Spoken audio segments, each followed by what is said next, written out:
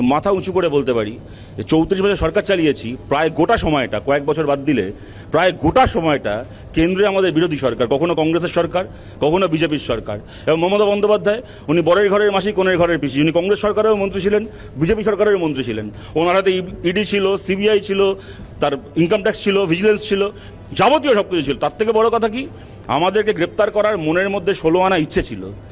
৩০ বছর ধরে চেষ্টা করেছেন, ৩৪ বছর ধরে চেষ্টা করেছেন আমাদের একজন কাউন্সিলরকে দুর্নীতির দায়ে কোনো কেন্দ্রীয় এজেন্সি দিয়ে ব্ল্যাকমেল করা যায়নি, কাউকে গ্রেপ্তার করা যায়নি। তার কারণটা হচ্ছে ১০টা কাজ আমরা করে থাকতে পারি, হয়তো ৫টা কাজ করতে পারিনি, কিন্তু কখনো কারোর ১ টাকা চুরি করেনি আমাদের নেতা মন্ত্রীরা।